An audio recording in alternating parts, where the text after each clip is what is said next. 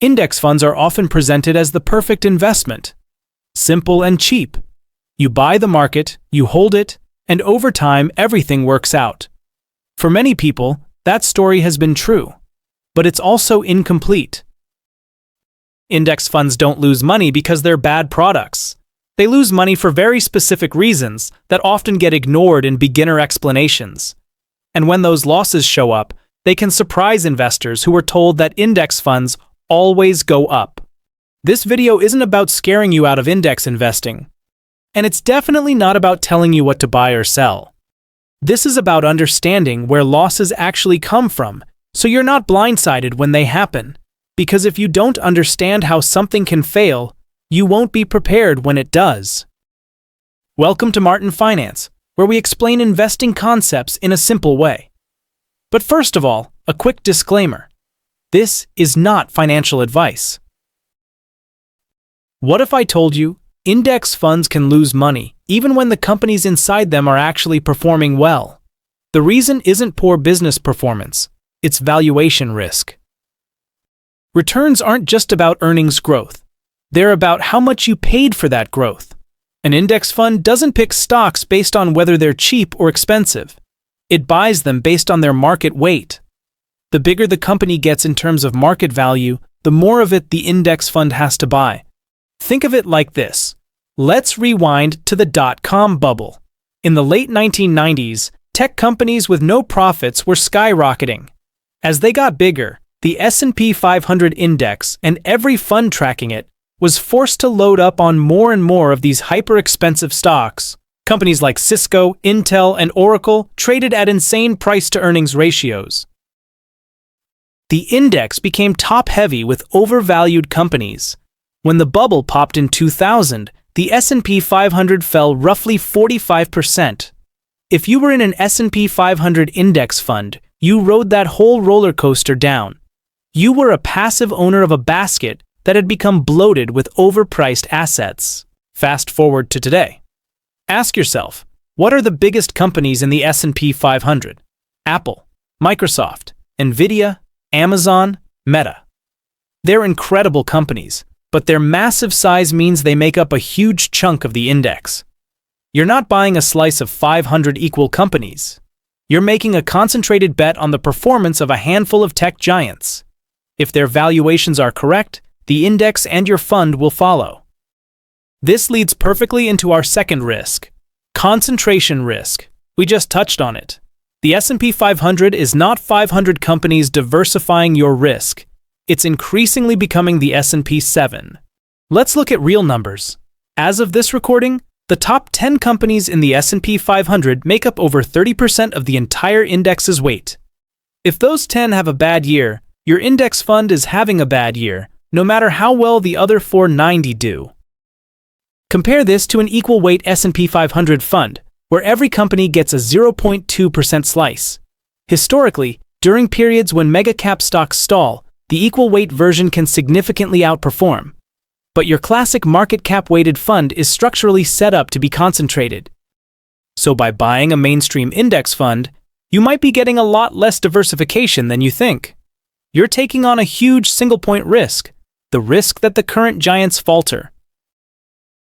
All right, let's talk about sector and geographic risk. An index fund is a mirror. It reflects the composition of the market it tracks. Say you buy a US total stock market index fund. You might think, great, I own the entire US economy.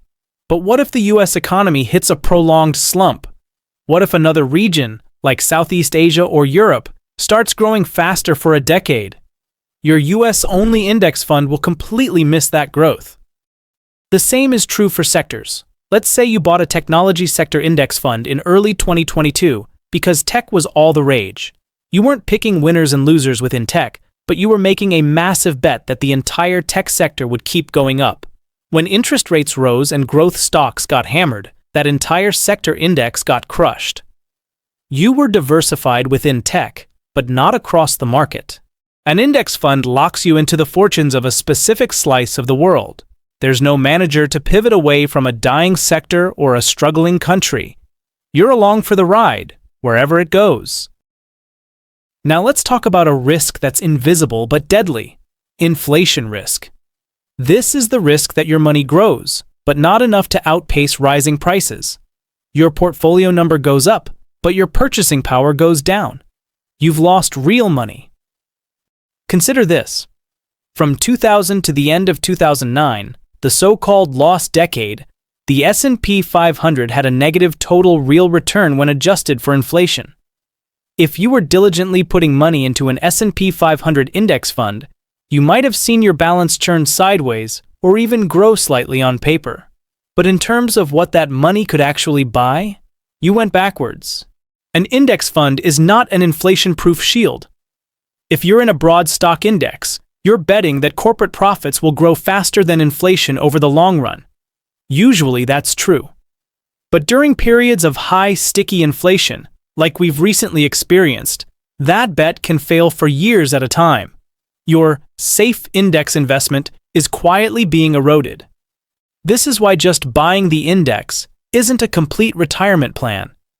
You need to consider assets that traditionally hedge inflation, like certain types of real estate or commodities, which most stock index funds have little exposure to. Number 5 is huge for anyone investing in international index funds: currency risk. Let's say you're an American investor and you buy a fund that tracks Japan's Nikkei 225 index. You're making two bets: that Japanese stocks will go up, and that the Japanese yen will hold its value or strengthen against the US dollar. You can be right on the first bet and still lose money on the second. Here's a real example. Imagine the Nikkei goes up 10% in a year in Japanese yen terms. But during that same year, the yen weakens by 15% against the dollar. When you convert your returns back to your home currency, you've actually lost about 5%. The local market did well, but your purchasing power at home took a hit because of foreign exchange moves. This works in reverse too. A strong local currency can boost your returns. But the point is, it adds a volatile, unpredictable layer of risk that has nothing to do with the health of the companies you own. A pure index fund does nothing to hedge this for you. You are fully exposed to the whims of the global currency market.